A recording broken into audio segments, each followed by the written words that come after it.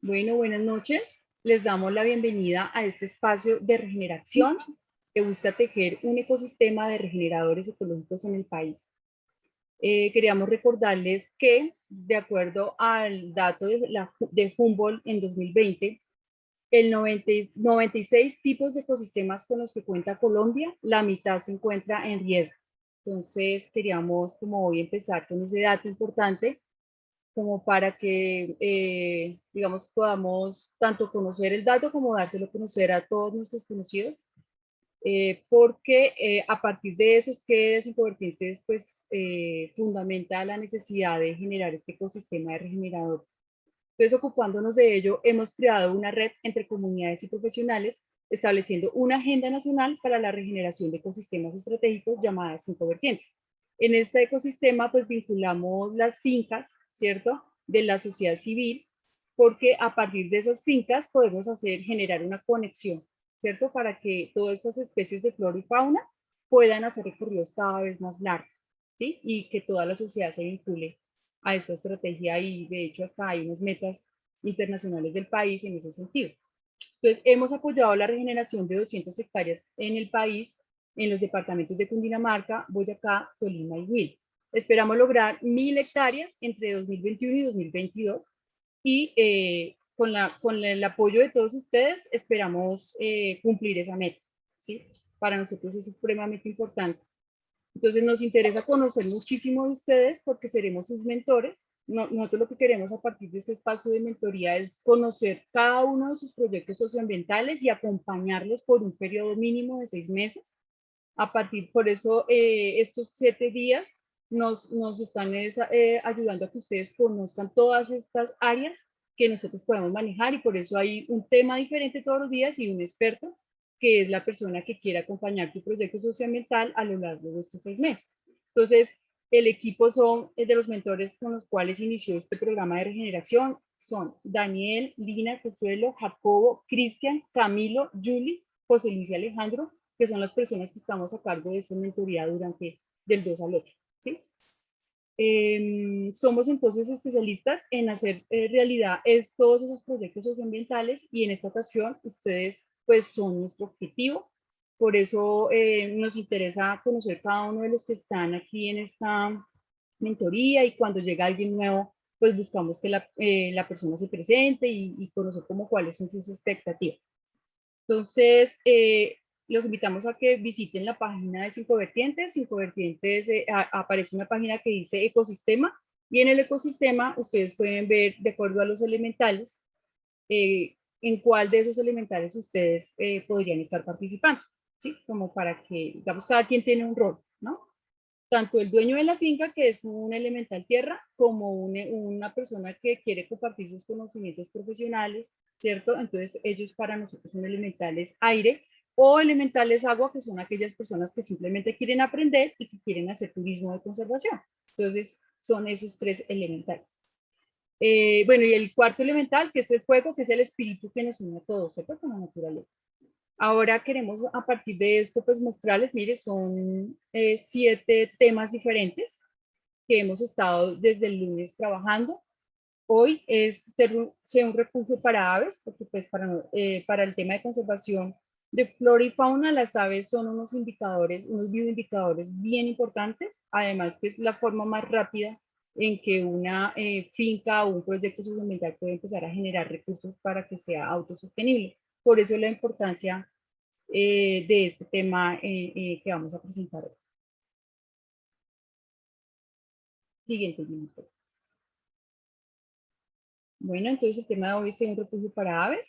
Parceriformes, como pueden ver acá, es el aliado que está a cargo de este tema dentro de las mentorías y dentro de las expediciones que vamos a estar haciendo en los diferentes territorios. Entonces les quiero presentar a la compañera Julie Castaño Andrade. Ella es bióloga con maestría en ciencias biológicas y formadora de aviturismo de la Ruta de los Andes Orientales de Audubon 2020 y guía profesional de turismo, especialista en las relaciones ecosistémicas de las aves y su importancia para la conservación de la biodiversidad, convencida de la educación ambiental como motor de transformación de la sociedad. parte del equipo de Parceliformes y del equipo de mentores de Cinco Vertientes. Entonces, a partir de esta mentoría, entenderás por qué las aves son seres fundamentales en procesos de regeneración y conservación de la naturaleza y cómo tu espacio puede ser un refugio para ellas. Entonces, bienvenida, Julie. Dejo entonces en tus manos esta presentación. Gracias. Bueno, muchas gracias a todos los que están conectados. Efectivamente, hoy vamos a tratar, yo creo que uno de los grupos más interesantes que podemos llegar a tener en nuestro país. Y se titula Sé un refugio para aves, la presentación que tenemos para ustedes en la noche de hoy. Entonces, como ya les mencionó Consuelo, yo hago parte de un grupo que se denomina los Parcel Informers.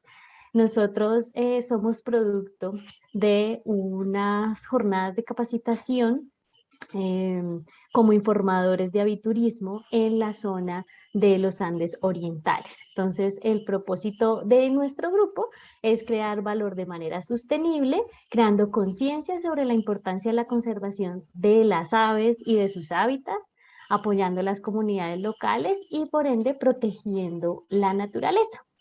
Entonces, bajo estos términos vamos a iniciar nuestra sesión de hoy.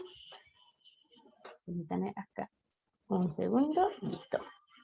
Entonces, a partir de lo que vamos a hablar hoy, pues o el objetivo principal es resaltar la importancia de la protección ecosistémica del territorio para la protección de la fauna y en particular nos vamos a centrar en uno de los grupos de animales más carismáticos que existen y que son las aves. Entonces, voy a mostrar solo algunas, una muy mínima muestra de aves que tenemos en nuestro país. Realmente son muy pocas, pero me gustaría que a través de la presentación, pueden ser abriendo sus micrófonos o a través del chat, pues vayan respondiendo algunas de las preguntas que podamos llegar a formular. Entonces, para iniciar, pues las aves siempre han sido motivo de inspiración para diferentes culturas por sus diferentes características. Una de ellas, pues va a ser su canto.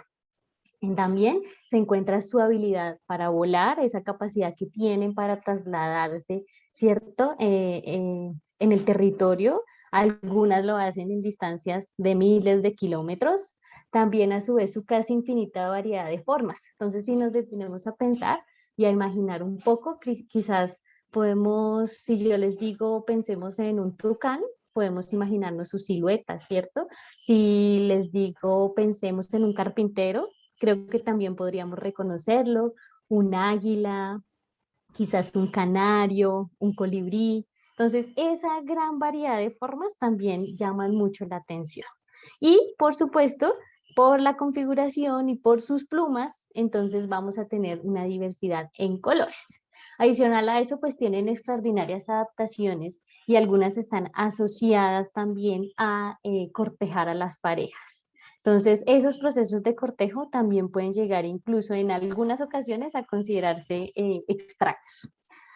Entonces, aquí en la imagen pues tenemos un ave que pertenece al grupo de las tángaras. No sé si esta ave que tenemos en la imagen, alguno la ha visto en sus territorios. Sí me gustaría que me dijeran el nombre por el cual la conocen, el nombre común. Entonces, no sé si alguno de los que está acá, en el Urrao o, bueno, nos hablaban de Chaparral, no recuerdo bien los otros sectores en donde, pues, las personas que están conectadas, pero no sé si alguno la ha visto.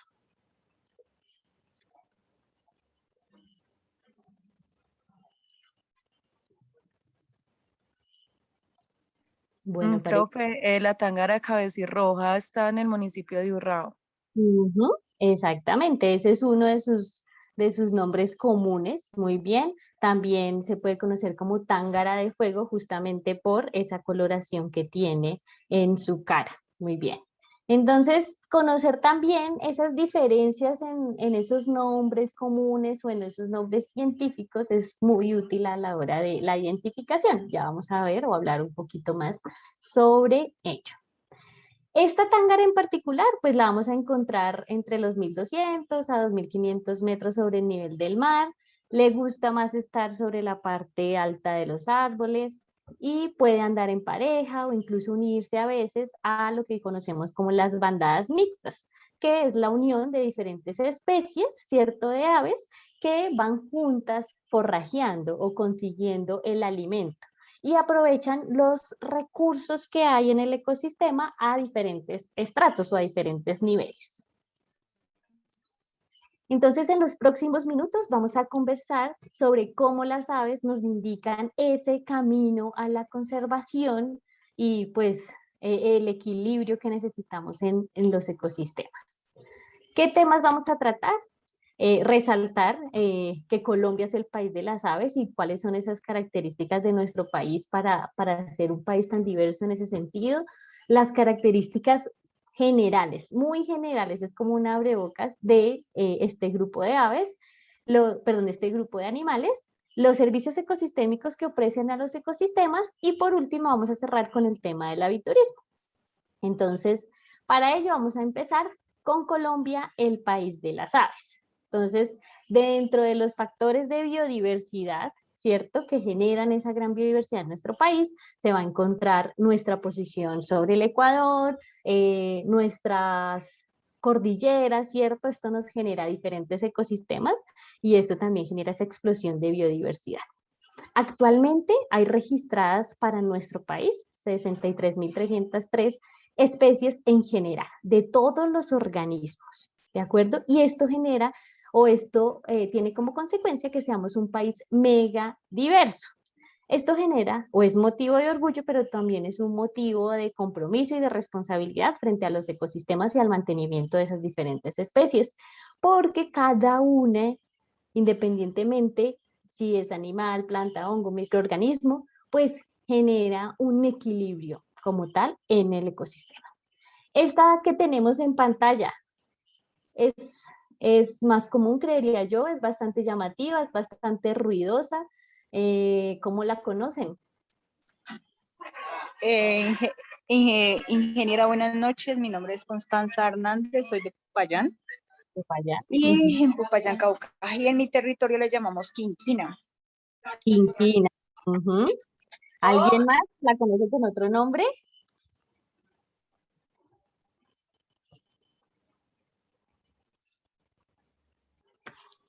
En algunas regiones les llaman los quenquén o carriquí de montaña también. Son súper lindos, son bastante bullosos, andan de a varios individuos alimentándose a través de los bosques. Muy bien, entonces es de resaltar, perdón, que dentro de esa megadiversidad de la cual hacemos parte, pues ocupamos el primer puesto en orquídeas, en diversidad de orquídeas y en diversidad de aves. Y aquí encontramos la representatividad de estas especies en nuestro país.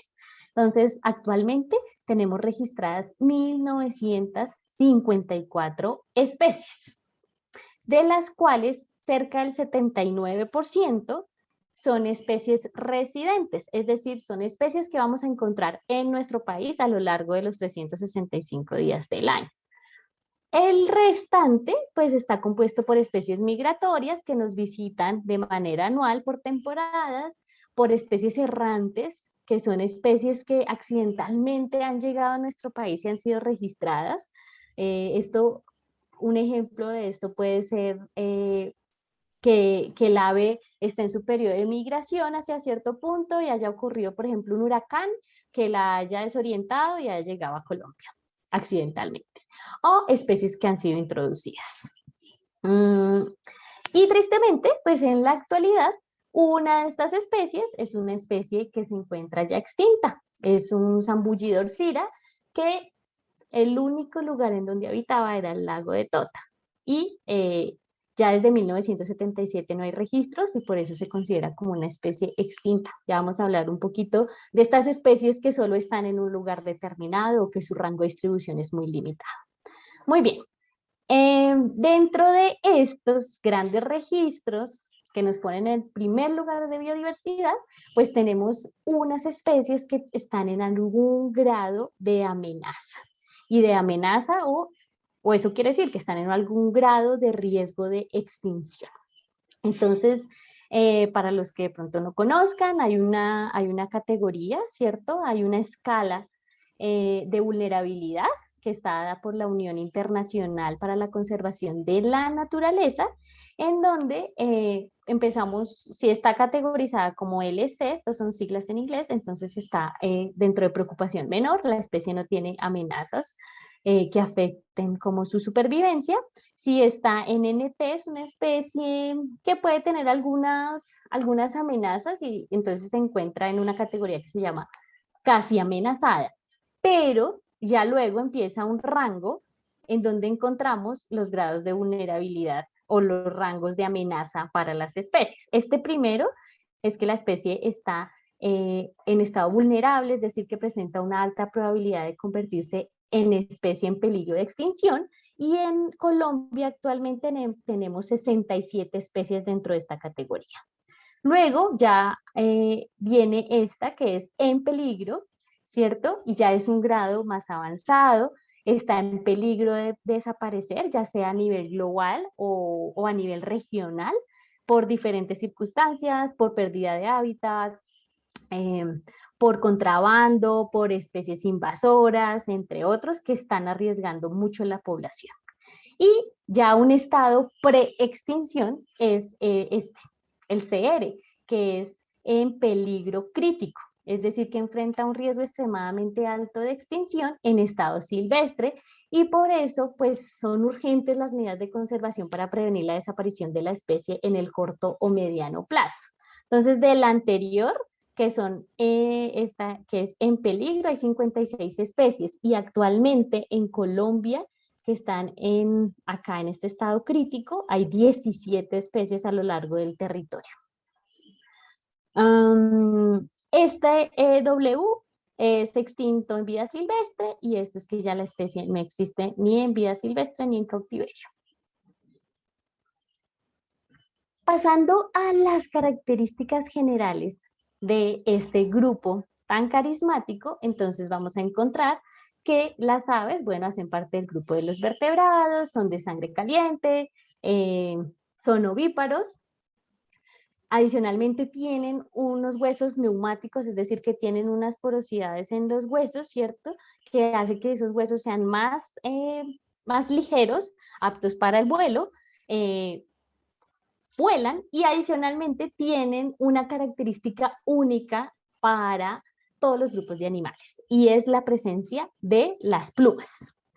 En pantalla entonces tenemos un pinchaflor negro. Esta es o pertenece al grupo de las diglosas, que se caracterizan o se llaman pinchaflores porque fíjense bien en este ganchito que tiene en la punta del pico.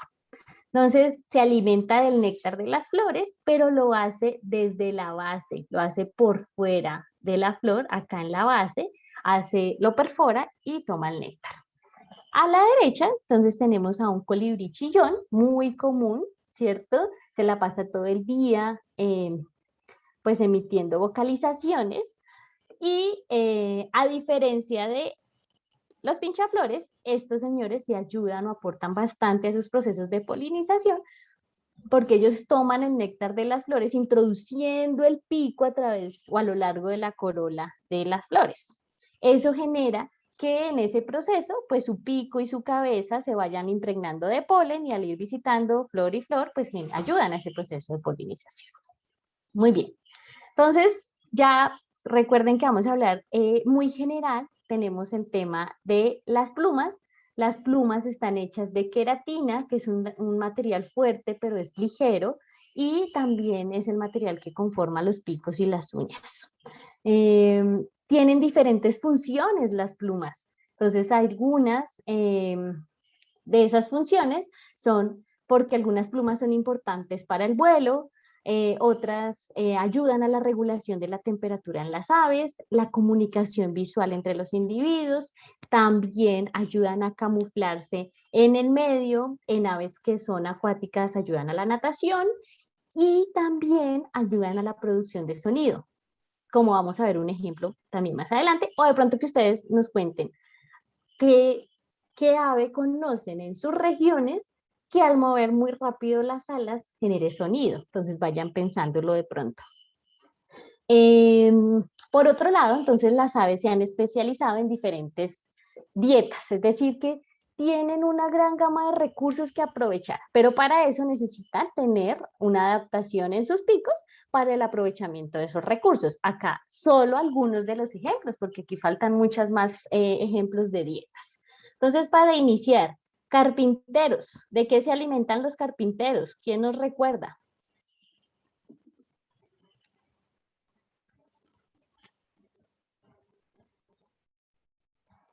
¿Insectos? Insectos, ¿cierto? E invertebrados que van encontrando en la corteza de los árboles. Entonces, fíjense que su pico es más bien corto, pero es gruesito, ¿cierto? Es un pico robusto que les ayuda a estar escarbando entre la corteza. Un dato de los carpinteros es que ellos tienen una lengua bastante larga, que cuando está pues al interior, entonces lo que sucede es que envuelve el cerebro y esto es lo que permite la protección de este órgano mientras el carpintero está picoteando, ¿cierto? Sigamos con los tucanes. Entonces, conocemos que ese pico grande y grueso, pues es un pico adaptado para comer principalmente semillas, ¿cierto? O frutos grandes. Sin embargo, también, pues es importante saber que a ellos les encanta alimentarse de polluelos de otras aves. Entonces, no son muy queridos en el medio de las aves. Estas especies, entonces fíjense que tienen un pico en forma de lanza, muy útil para pescar, entonces son especies piscívoras. A continuación, acá abajito, los patos, con su pico característico, plano, cuadrado, que utilizan, son herbívoros para alimentarse de las plantas acuáticas que tienen en el ecosistema. Y tenemos otro ejemplo de los carismáticos colibríes. Entonces, los colibríes se caracterizan por tener esos picos delgados, adaptados para alimentarse del néctar. Y es muy interesante conocer esa coevolución que existe entre los picos de los colibríes y la forma de las flores de las cuales se alimentan. Aquí les voy a mostrar solo par ejemplos para que veamos esas diferencias que hay de picos dentro de una misma, dentro de un mismo grupo de especies. Entonces, acá tenemos en la imagen un colibrí que se conoce como el pico de espada. Tiene su pico bastante recto y largo, muy útil para alimentarse de especies de plantas o de flores que tienen esa corola muy profunda. Entonces, veámoslo acá, cómo se aprovecha de estas florecitas para alcanzar ese néctar. Entonces, miremos acá. Pero hay otras configuraciones. Entonces, este que tenemos en la imagen, por el contrario, es un pico más corto, de talla media y recto. Pero miremos cómo está perfectamente adaptado para alimentarse de cada una de estas flores de esta estructura que se conoce como una inflorescencia. Esa especie que tenemos acá se conoce, o bueno, por acá en esta zona del país, yo me encuentro en Bogotá, entonces la conocemos como calzoncitos o el pomponero reluciente, por justamente, y aquí lo vamos a ver mejor acá, justamente estos pompones blancos que tiene sobre las paticas tan cortas. Y acá hay otro extremo de pico en colibríes, que es este pico de guadaña o pico de oso. Entonces, este pico está perfectamente diseñado para alimentarse de especies de heliconias, pero hay que fijarse bien la posición de la flor porque hay especializaciones para cada una de estas especies de flores. Entonces, reconocer esos hábitos, esos comportamientos es algo muy importante cuando queremos aprender sobre las diferentes especies en las aves. Aparte de eso, afinar nuestro oído es ideal porque algunas especies tienen cantos característicos que nos permiten identificar, ¿cierto? Algunas, no todas. Otra adaptación dentro de las aves se encuentra en el complejo de las patas. Entonces, estos son los nombres de las diferentes configuraciones. Todas las aves tienen 4 dedos, pero dependiendo de la configuración, pues va a tener una de estas clasificaciones. Entonces, vamos a ver algunos ejemplos. Dentro de los anisodáctilos se encuentran la mayoría de las aves, pero también hay otros grupos que tienen o que están dentro de esta clasificación. Entonces, si pensamos en ese tipo de configuración de anisodáctilo, entonces son los 3 dedos, 3 de los 4 dedos van hacia adelante y uno va hacia atrás. Esta configuración es muy buena para percharse, ¿cierto? Para agarrarse a las ramas, pero también para atrapar presas. Tenemos otro tipo de configuración en donde 2 de los dedos van hacia adelante y los otros 2 van hacia atrás. Entonces también brindan un muy buen agarre. Algunos búhos tienen esta configuración y es típica de los carpinteros, que ustedes saben que ellos van subiendo en los troncos de manera vertical. Entonces esa configuración, 2 dedos adelante, 2 dedos atrás, les da mucha estabilidad. Esta ave que tengo acá abajito, ¿cómo la conocen? ¿Alguien puede decirme cómo la llaman? ¿La alcanzan a reconocer?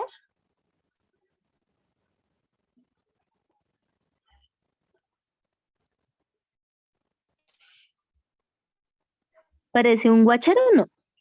Guácharo, no, no es de ese grupo, pero está bien. Este pertenece al grupo de los vencejos. Entonces, la configuración de sus dedos se llama pamprodáctilo y son los 4 deditos hacia adelante. Y los 2 dedos de los extremos tienen la facultad, digámoslo así, de moverse un poquito hacia atrás. Tienen patas muy cortas estas especies de vencejos y nunca los vamos a ver ni caminando ni los vamos a ver perchados a nada porque su configuración de patas no se los permite. Su hábitat son esas montañas o como acantilados, bueno, estas paredes en roca que son tan prominentes y allí es donde habitan. ¿Y cómo hacen? Entonces ellos lo que hacen es acercarse al borde y ahí se botan y así emprenden el vuelo. Ahora, para especies que tienen hábitos acuáticos, bueno, por acá tenemos acá. Espérame, confirmo. Por acá tenemos Mauro Rayo. Sí. Ah, listo, entonces sí, este pregunta ahorita. Los que acabamos de tener acá es del grupo de los vencejos. Entonces, ellos son incluso cercanamente emparentados a los colibríes. Listo. Y tenemos aquí a ya los que tienen hábitos acuáticos, algunos acuáticos y terrestres, entonces tienen cierta configuración de patas. Algunos tienen una membrana interdigital que une los 4 dedos, ¿cierto? Otros, como el que tenemos de ejemplo acá, que es un pisingo, tiene una configuración de 3 dedos unidos por membrana y el otro dedo, el cuarto dedo hacia atrás. Y tenemos otro acuático, que es este zambullidor piquipinto, que tiene membrana interdigital, pero no une los dedos completamente, sino que tiene unas prolongaciones en cada uno de los dedos. Entonces es un patrón lobulado. Aquí vemos el ejemplo de acá. Las personas que estén en Bogotá, observar esta especie es bastante fácil en un humedal, en el Parque Simón Bolívar, pero está ampliamente distribuida a lo largo del país. Yo creo que posiblemente todos la conozcamos porque está desde a partir de la cordillera oriental hacia todo el occidente por debajo de los 3.500 metros sobre el nivel del mar. Entonces, como vemos, esta especie tiene estas paticas muy atrás en el cuerpo. Nunca vamos a ver a un a un zambullidor caminando en la zona terrestre porque sus patas son muy atrás y no lo puede hacer, pero eso los convierte en muy buenos nadadores y buceadores. El ave que les comenté que ya está extinta, que es el zambullidor cira, pues era un pariente muy cercano a esta especie. Bueno, y esta siguiente adaptación, ¿a qué creen que hago referencia?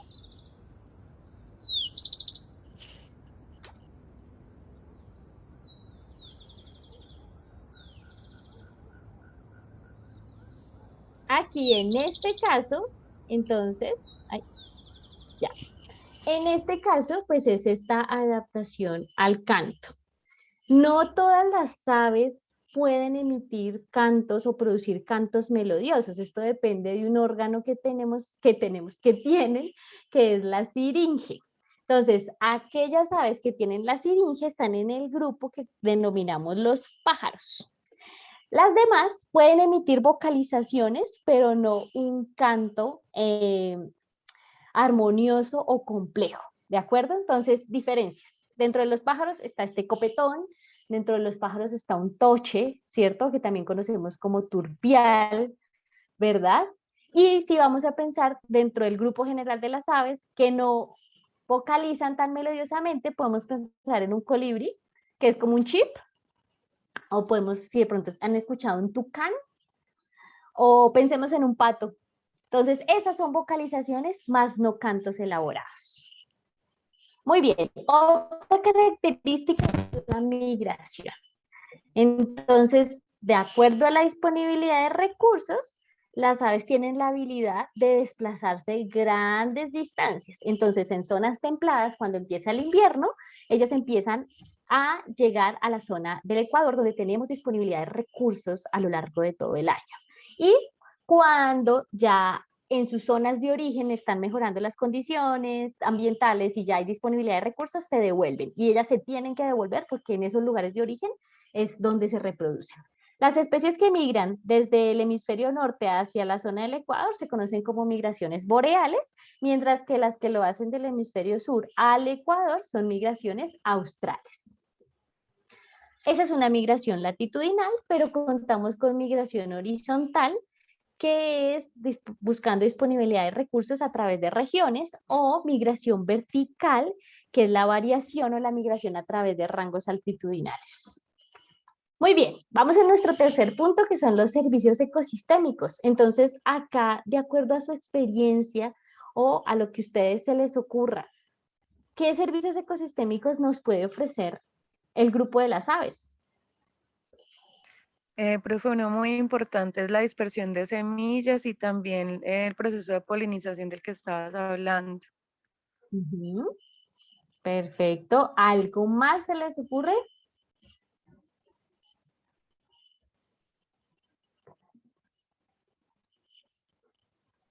Profe, también como son especies como tan carismáticas, el aviturismo está en boga, entonces la verdad es que también en todos los proyectos o lo poco que he escuchado a mis compañeros que quieren generar espacios como Ecolodge y todo eso, pues es un servicio que se ofrece y pues la verdad también es una estrategia de conservación, entonces también podría ser como por ese lado y también controlan insectos, que es muy importante.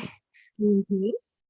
Todas, exactamente, todas las que nos mencionas. Entonces, hacen parte de, o ese servicio ecosistémico que mencionaste al final, va a ser un servicio ecosistémico cultural. Acá, control de poblaciones de especies perjudiciales, perfecto. Entonces, todos esos servicios están dentro de estas categorías de servicios ecosistémicos, sirven como controladores biológicos, no solo de insectos, también, pues, por ejemplo, acá en las ciudades, control de roedores.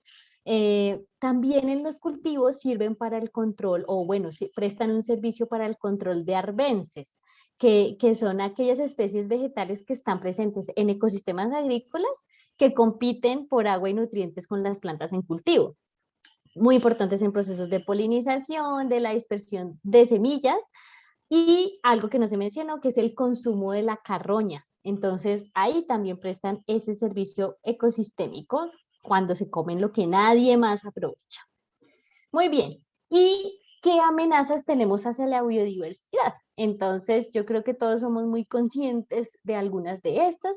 Se encuentra la fragmentación de los ecosistemas, el incremento en la frontera agrícola, y esta agricultura también muchas veces tiene uso de pesticidas que afecta pues los suelos, el agua y además la oferta de recursos para las aves, como insectos o invertebrados, el cambio climático, y el tráfico ilegal de especies afecta muchísimo a este grupo, desafortunadamente, porque el tratamiento que se le da a cientos de aves en ese proceso de tráfico, pues genera muchísimas muertes.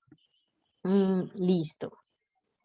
Entonces, ahora sí entramos a el tema del aviturismo. ¿Qué es eso? Y no sé si alguno de los que está acá, bueno, ya nos contaron que en Chaparral, pues generaron o están dejando crecer el bosque como para la conservación de las especies, que hay bastantes aves y por esa zona hay bastantes, y que acá en Bogotá incluso al balcón le llegan algunas especies. No sé si alguien más practique este tema, pero pues ahí tiene como su encanto. ¿Qué será ese encanto o cuál es esa motivación que hace que un grupo de personas eh, madrugue, no sé, 3, 4, 5 de la mañana, dependiendo de la distancia en la que se encuentre el punto de observación, llegue a ese lugar cuando aún está oscuro y empiece a caminar por un sendero o por una carretera tratando de ubicar algunas especies?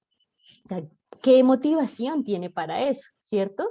O que nosotros vayamos estemos por ahí en cualquier zona rural y veamos a un grupo de personas que están completamente como concentradas observando algo, y muchas veces otras personas no entienden ni siquiera qué es lo que están observando. En este caso en particular, bueno, esto es en Acacías, cerca a Acacías, entonces se fue a buscar pues diferentes especies, realmente se fue a hacer un inventario, pero se sabe que por ahí se puede llegar a ver el gallito de roca. De pronto, bueno, yo no sé qué tanto sea, no tengo ni idea qué tan cercano sea Urrao de Jardín, la verdad no sé, pero Jardín Antioquia es una zona bastante famosa porque el gallito de roca es quizás como ver acá en Bogotá, no sé, un copetón.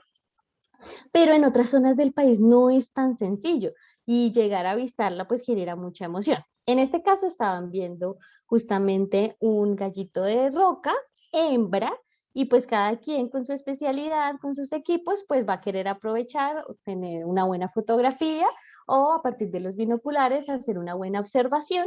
Esto es una fotografía de lo que ellos estaban viendo, obviamente es una muy rudimentaria o casera, porque es a través de los binóculos y con el celular, pero pues queda como para el registro. Entonces acá, para las personas que de pronto no la conozcan, quiero mostrarles por aquí que la tengo. Ay, perdón, aquí está, aquí, ya. Esta es la hembra, a partir de una buena imagen, y miren lo bonito que es el macho. Entonces son pues una especie muy carismática, ¿cierto? Que, que no está tan ampliamente distribuida, pues no va a estar ni siquiera a lo largo del continente, y que es muy fascinante de ver, además porque tiene un comportamiento de apareamiento bastante particular, que es la conformación de los leks. En un lek, los machos se reúnen en un espacio y empiezan a emitir unas vocalizaciones bastante llamativas y empiezan como a exhibirse para llamar la atención de las hembras. Las hembras actúan como observadoras y a partir de esa exhibición es que escogen el mejor macho para aparearse. Esa es una forma de cortejo. Muy bien, volvamos aquí a nuestra. Ese es un ejemplo. O sea, ¿qué te motiva a salir? Conocer qué y por qué. Acá hay un ejemplo también muy caserito. Espero que alcancen a escuchar. Aquí está.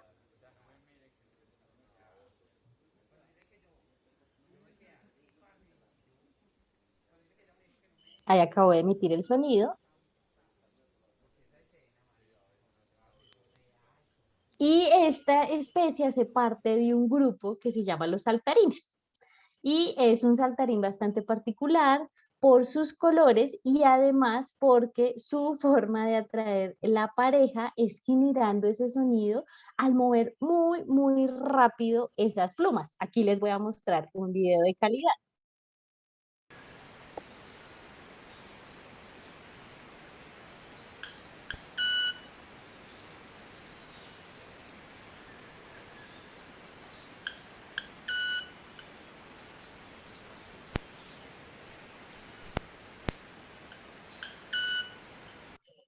Entonces, toda esa curiosidad, ¿cierto?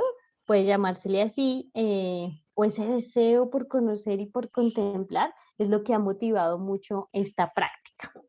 Hoy en día en Colombia, entonces, contamos con unas rutas de aviturismo. Estas rutas, pues, se han diseñado, dado ese potencial que tenemos, para explotar, ¿cierto? En cierta medida, ese recurso, eh, y también, pues, sí, para aprovechar y para promover la conservación, como ya lo mencionamos antes. Entonces, para eso, esta organización, que es norteamericana, fundada en 1915, es una organización de conservación de las aves y de la naturaleza, en conjunto con el gobierno colombiano, a través del Ministerio de Comercio, Industria y Turismo y de Fontur. Entonces han diseñado y desarrollado esas rutas de aviturismo en Colombia como un mecanismo, uno, para la conservación de la biodiversidad y dos, para que se genere una redistribución de ingresos en aquellas zonas de alta biodiversidad donde las alternativas económicas son bastante limitadas. Entonces se diseñaron unas rutas y estas rutas están siendo promovidas a nivel internacional, dado el interés de visitar el país número uno en aves y además porque tenemos muchas especies endémicas, que ya vamos a hablar de eso. Entonces, para hacer...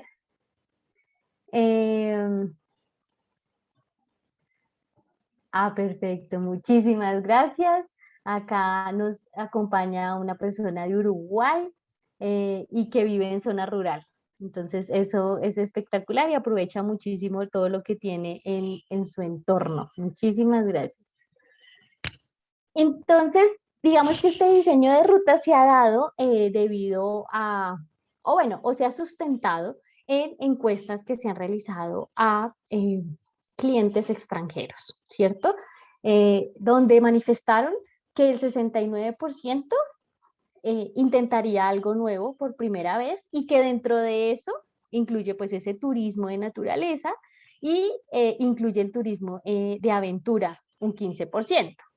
Además que más del 30% está dispuesto a pagar,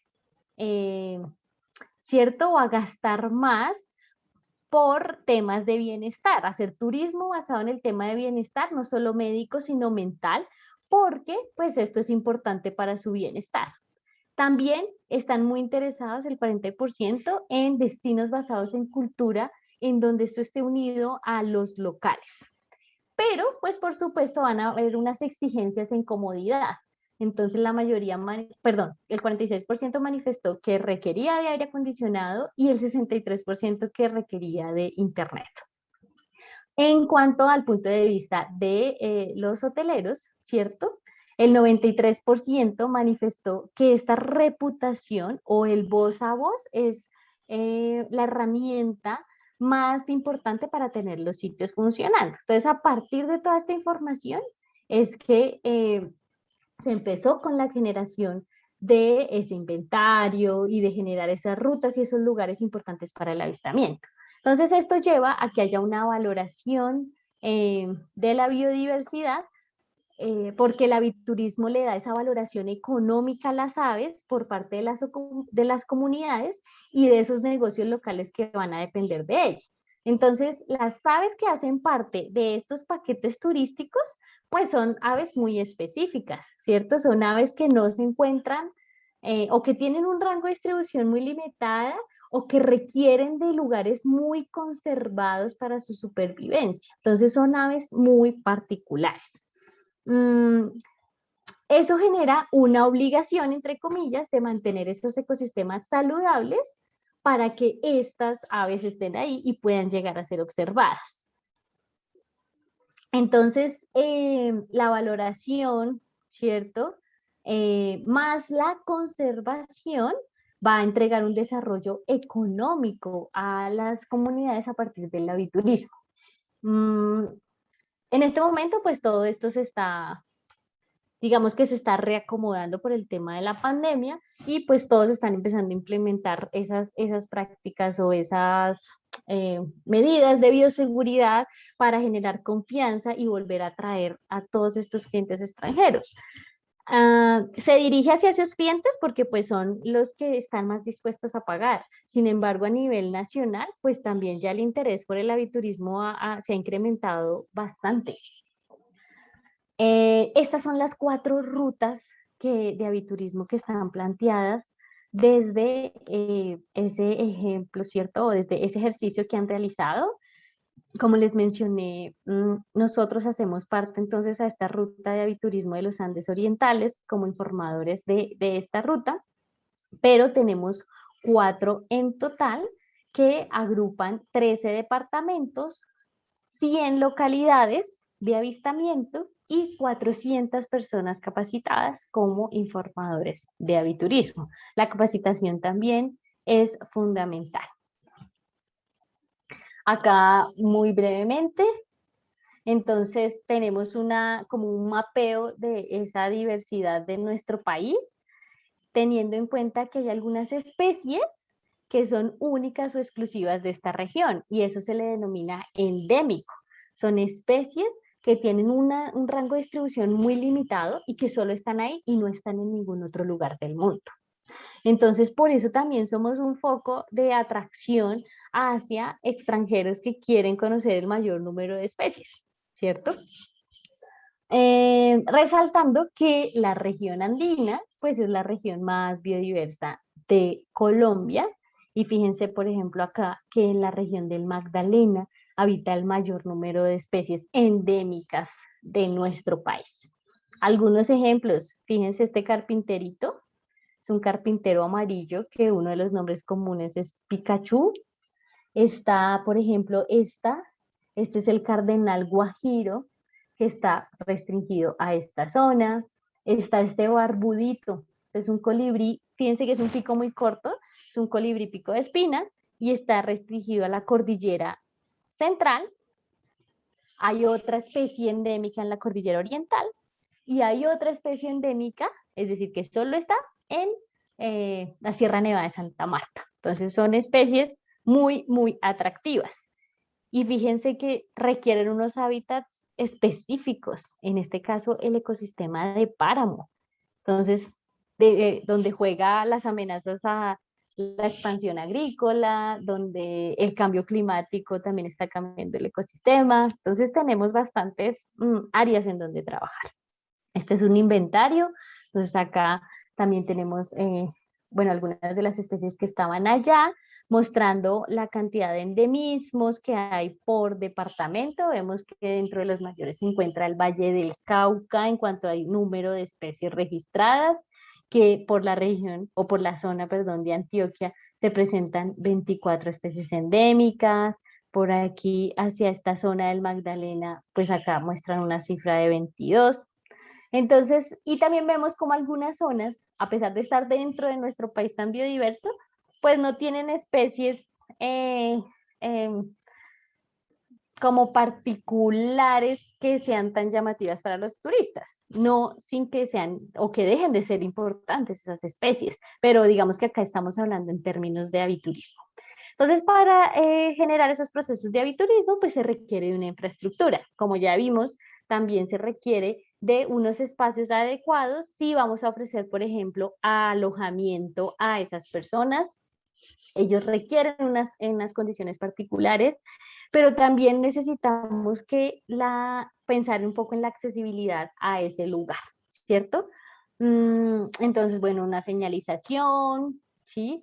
Tenemos otra infraestructura que puede estar basada en los observatorios o en las torres de avistamiento, dependiendo de la localidad. Entonces, fíjense que esta es baja porque lo que se requiere es esconder, digamos, al humano para que pueda avistar las especies que están aquí en el cuerpo de agua. Pero acá ya tenemos una torre de avistamiento que por lo general pues, van a ser altas con el objetivo de estar al nivel de la copa de los árboles y poder observar esas especies que les encanta estar sobre esa zona, sobre ese nivel. Aquí, por ejemplo, entonces también tenemos que se ponen libaderos, en este caso para colibríes, o que se ponen también comederos. Entonces miren que acá están pues el escenario digamos que natural, con musgo, etcétera, y acá al fondo entonces vamos a tener los comederos, donde por acá hay unas especies, por aquí vamos a encontrar otras que se van acercando a alimentarse de frutas o particularmente se les pone plátano maduro. Y hay otras estructuras que ya son más especializadas para, que se llaman los hides, que son estructuras de camuflaje, por así decirlo, para que los fotógrafos aficionados o especializados se ubiquen allí y estén más bien como escondidos, ¿cierto? Y puedan pues hacer todas sus tomas de la naturaleza ahí en acción. Fundamental, aparte de contar con una especie que sea de mayor atención, es el tema de capacitarse. Entonces hay guías locales, también están estos informadores, eh, que son fundamentales cuando hacemos estos procesos de aviturismo, porque las personas de esa localidad, ¿cierto? Las personas propias de la reserva son las que mejor conocen el territorio. Entonces, al estar ellos siempre allí, pues van a empezar a conocer ciertas características o comportamientos de algunas especies, van a saber en qué época podemos avistar una especie, qué época no, cuál es la época reproductiva, etcétera. Entonces, estas personas son fundamentales dentro de estos procesos de aviturismo. Muy bien.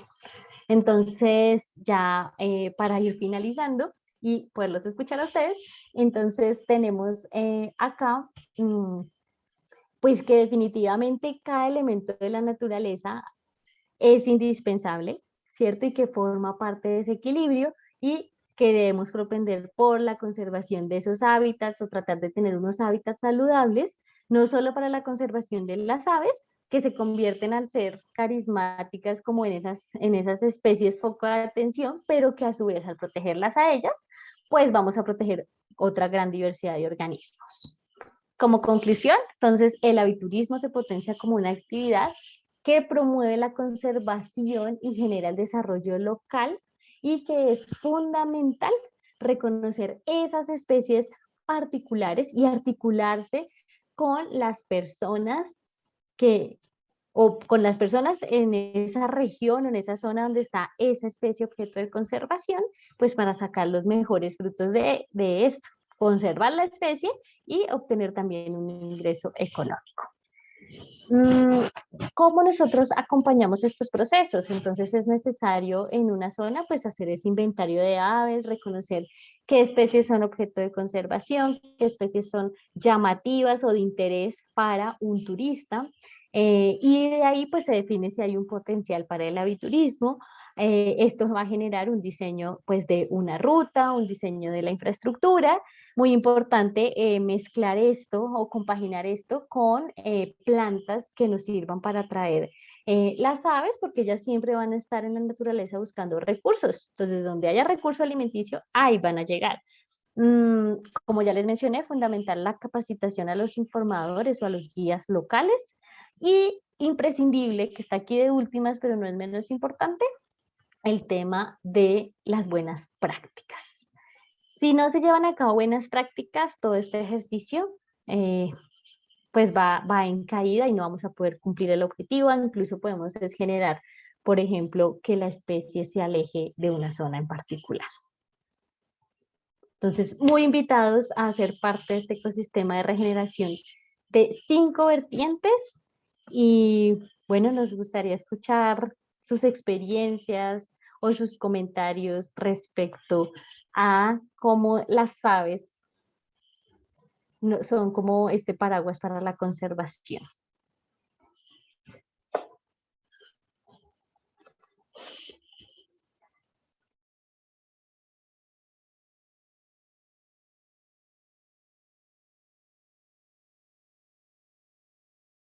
también si tienen inquietudes o alguna duda que haya surgido. Entonces aquí estamos para...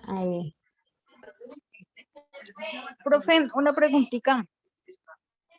Cuando ingresa personal a las reservas donde se encuentran los pajaritos, y ellos tienen varios niditos, con la presencia de los humanos, no, ellos no abandonan los nidos. Sí, hay grandes probabilidades de eso. Por eso es que es muy importante que la persona que hace seguimiento a esos nidos esté durante esos recorridos, haga parte de los guías, incluso para evitar el tránsito por esa época de los guías en esas zonas, porque sí pueden llegar a generar el abandono de los nidos cuando hay mucha presencia o ellos se consideran que hay alguna amenaza. Entonces, por eso es muy importante conocer la zona y conocer esos patrones para, pues nosotros como guías conservar y evitar, por ejemplo, el tránsito por ahí o evitar mostrar el nido como tal, si no es necesario. Entonces, sí afecta.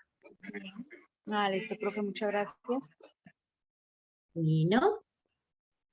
Profe, yo creo que ahí de pronto ampliar un poquito, sobre todo qué pasa también con las serpientes y es respecto a los huevos, porque a veces las personas como que no entienden ese concepto de la importancia de dejar el huevo en la posición en la que está cuando de pronto se los encuentran. Sí, exactamente. Así, o sea, porque eso hace parte como de ese reconocimiento y para evitar también el abandono de sus crías, además el no manipular. Eso pasa tanto con huevos como con crías que a veces se caen de los nidos. Ellas pueden ser rescatadas directamente por sus padres y así evitar la manipulación y que sean abandonadas. Así es. Profe, mi duda es como Yo- más hacia como pues en la reserva que nosotros tenemos está a los 2500. Entonces, pues hay una parte que nosotros le decimos la pajarera porque es un bosque que se está levantando, un bosque secundario de alrededor de 45 años. Y pues la verdad sí tiene buena cantidad de aves. Hay inclusive una parte que le decimos el jardín por la presencia de colibríes porque hay especies pues de orquídeas. Nosotros estamos por jardín, estamos como en la misma subregión y nos une la cordillera occidental, que es una cordillera muy inexplorada. Entonces, pues lo poco que llevamos, porque lo que tú dices es muy importante, hacer el levantamiento de fauna y flora. En flora, pues estamos con un especialista en orquídeas y tenemos 3 especies nuevas para la ciencia y un reporte que solo estaba en Ecuador. Pero, profe, yo no sé por qué, o sea, como que no encontramos tantas aves. Sí hay, claro, hay variedad de colibríes, hay unas rapas por ahí y hay pues otras gallinas ciegas y especies como de una importancia pues mayor, pero no pues golondrinas como las básicas.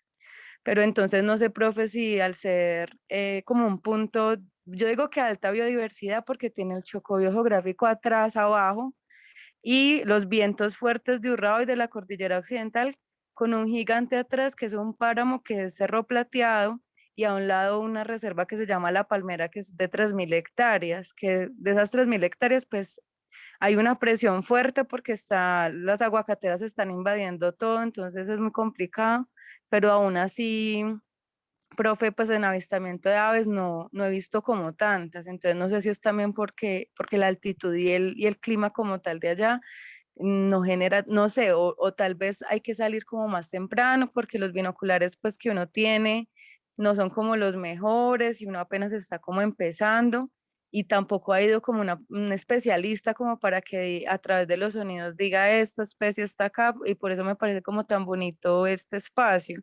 Y es porque la verdad sí tenemos como, somos abanderados de las aves y sería muy chévere con nosotros también como reconocer esos patrones y poder como orientar a las personas de la zona.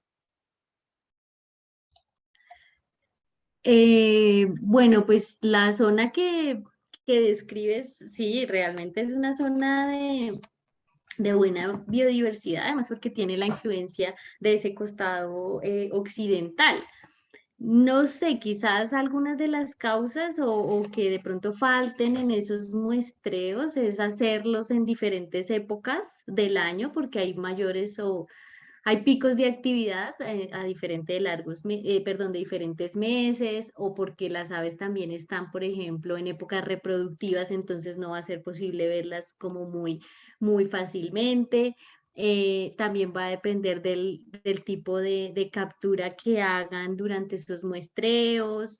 Eh, También pueden basarse en registros sonoros. Entonces yo creo que más que falta de biodiversidad, quizás en la técnica que estén haciendo para hacer esos inventarios, porque realmente esa zona que justamente describes, pues suena muy chévere para pajarear allí.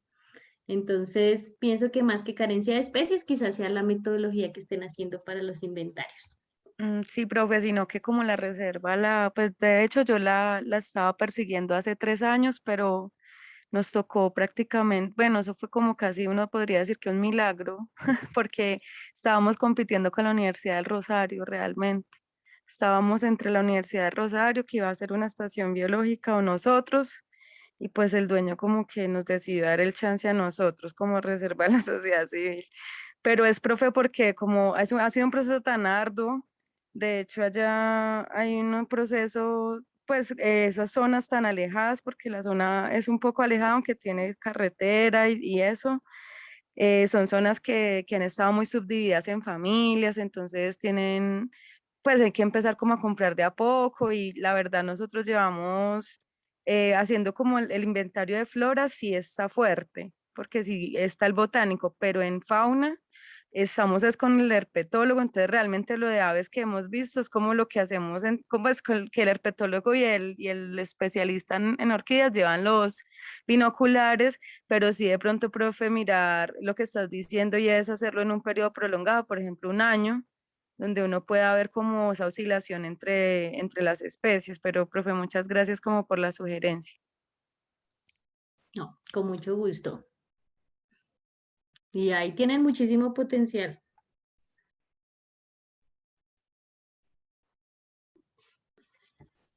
Noris levantó la mano. Noris, tienes la palabra. Sí, buenas noches. Profe, yo le hago una pregunta en cuanto a la forma de uno vestir como las aves, que no se espante cuando están en los bosques, que de pronto lo ven que uno va llegando y ellas sienten la amenaza. ¿Qué vestuario debería como uno ponerse, la ropa, el color? Me interesa porque por acá donde yo vivo hay mucha flora y fauna en el departamento del Cesar y hay humedales y tengo una ciénaga y pues siempre estoy en la conserva de ellos, estudiando turismo, estudiando piscicultura, una cosa, vivo en el campo y me siento feliz en el campo, entonces quiero saber cómo, si me voy a la ciénaga a seguir investigando para cuando ya les pueda mostrar, explicar. Sí, claro que sí, ese es un punto bastante importante y es intentar pasar lo más desapercibido que se pueda, pues para poder observar estas especies. Entonces, lo que se sugiere es que el vestuario sea con colores tierra, ¿cierto? Que no sean colores llamativos, entonces los verde oliva, verde oscuro, los cafés, la gama de cafés oscuros también. Creería que ese es como uno de los tips para hacer el avistamiento. Y, muy importante, siempre que salimos, pues procurar hacer el mayor silencio posible, también para alcanzar a percibir algunos cantos predominantes de algunas especies y para no espantarlos. Perfecto, gracias, profe. Noris, cuéntanos por favor de dónde vienes tú, dónde te ubicas. Yo soy del departamento del Cesar, municipio del Paso, en el corregimiento de Potrerillo.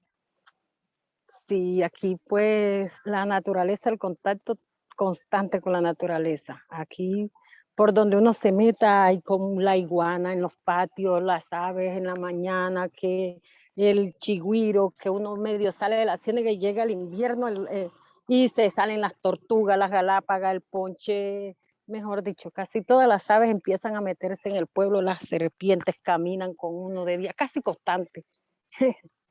Constante están en el pueblo, está uno como que cuidado la mata la serpiente, cuidado con esto, cuidado con eso, las aves en los árboles comiéndose los frutos. Y así pasamos casi siempre. Gracias a Dios porque tenemos esta bendición.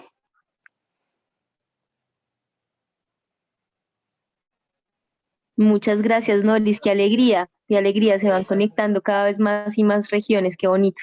Gracias por estar aquí.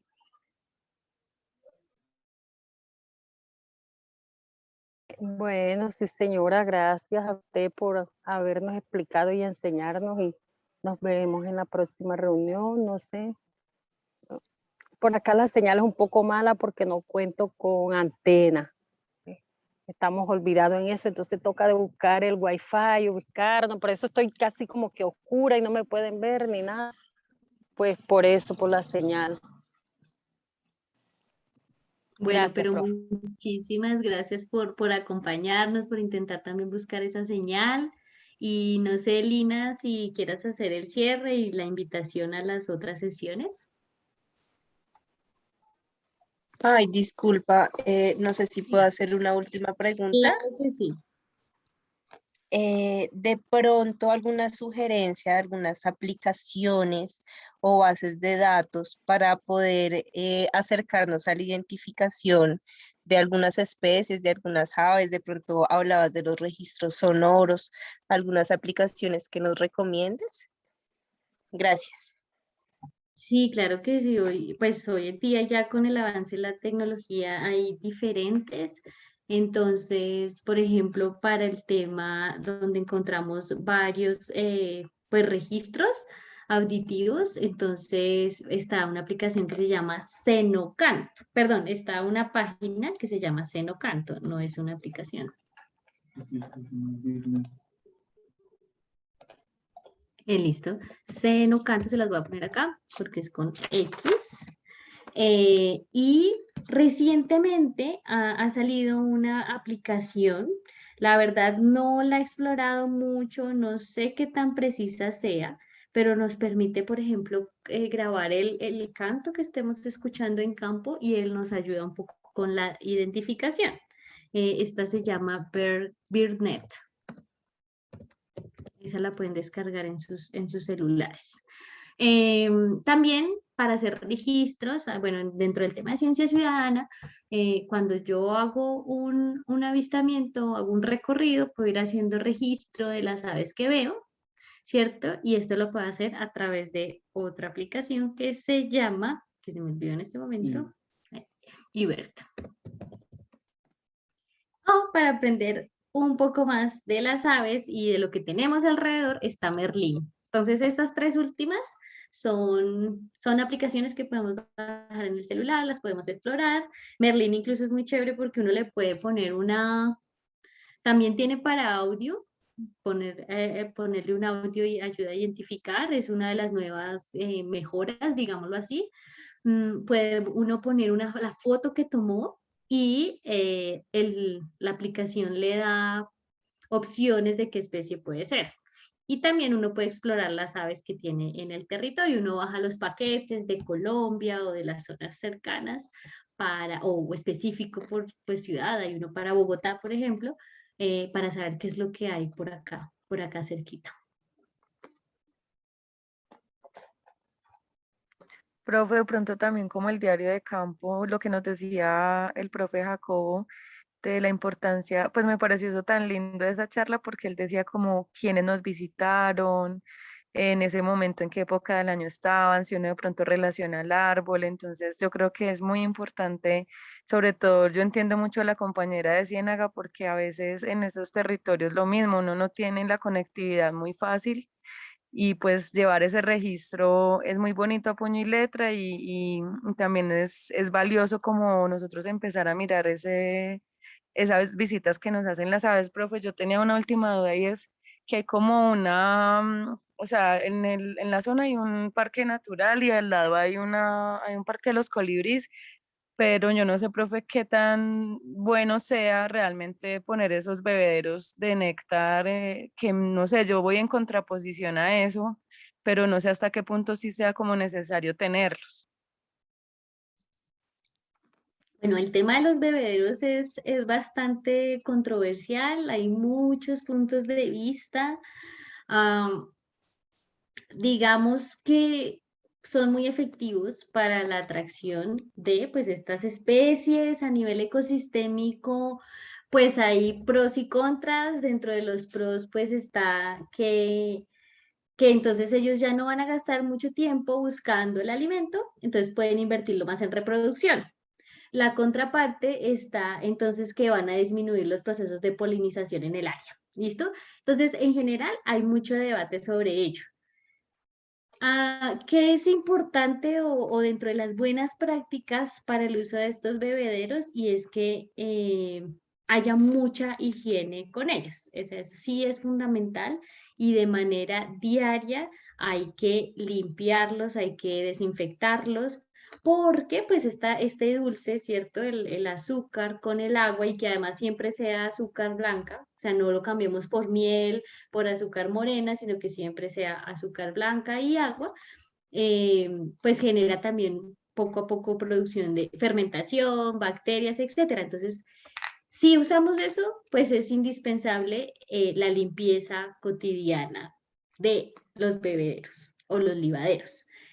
Si lo evitamos, pues muchísimo mejor. ¿Y cómo se evita? Pues teniendo muchas plantas con flores para atraer los colibríes. Pero pues como te digo, hay muchos puntos de vista al respecto.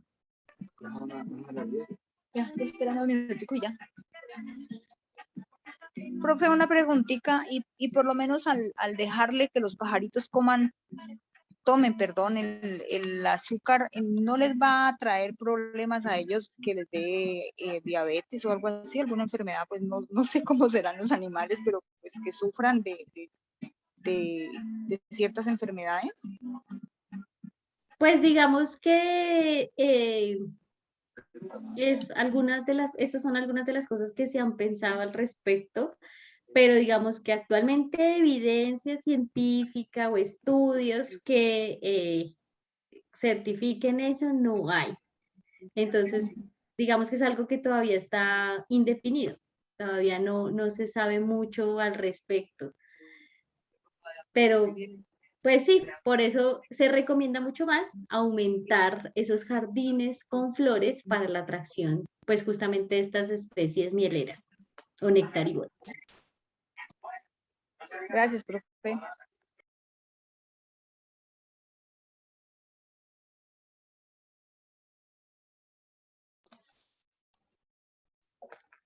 Bueno, Sí yo creo tenemos. que ya podemos empezar a cerrar en la hora. Los invitamos. Bueno, muchas gracias, Julie, por el trabajo que hiciste hoy. Fue muy importante para la mentoría de 5 vertientes. Queremos invitarlos a todos a la mentoría de mañana, es sobre turismo regenerativo. En esta mentoría entenderás cómo el turismo es una herramienta muy versátil de conservación de la naturaleza, enlazada a la normatividad vigente y con gran potencial de desarrollo en Colombia. En ese momento, ustedes pueden darse cuenta que los diferentes territorios, el gobierno nacional ha lanzado muchísimas convocatorias en donde se pueden presentar con el respaldo de las alcaldías y pues como asociaciones de base, ¿no? Entonces es importante que ustedes conozcan esta línea de turismo que les va a permitir empezar a generar recursos.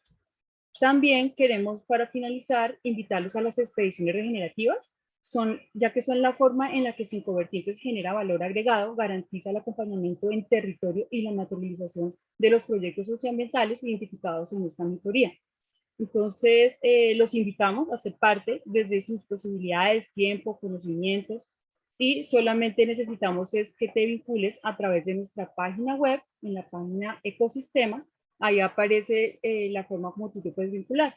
Si tienes un previo, ¿cierto? Puede ser elemental tierra. Si tú tienes conocimientos para compartir con los demás y puedes de esa manera enseñar a más personas en tu región, entonces eres un elemental aire. Y si lo que quieres hacer es aprender, ¿cierto? Y hacer turismo de conservación, pues entonces eres elemental agua. Entonces los invitamos para que participen en nuestras mentorías. Para nosotros es importante que todo aquel que se vincule a través de estas mentorías, porque es la manera como nosotros, Incovertientes, tiene de conocerlos y ustedes de conocernos a nosotros como equipo y nuestro programa. Entonces, todos ustedes, los que han estado en las mentorías, muy juiciosos, por eso llevamos casi que un control de las personas que vienen nuevas todos los días, para que de esa manera puedan asegurar esos cupos, porque nosotros lo que vamos a hacer es, posteriormente termina la mentoría, vamos a hacer una votación con las personas interesadas de esos 3 elementales en participar, para ver por dónde vamos a empezar, ¿cierto? Si salen, acuérdense que nosotros tenemos como meta 1000 hectáreas, entonces ya tenemos 559, entonces necesitamos tener unos criterios para evaluar cuáles son esas otras 441 hectáreas que nos faltan.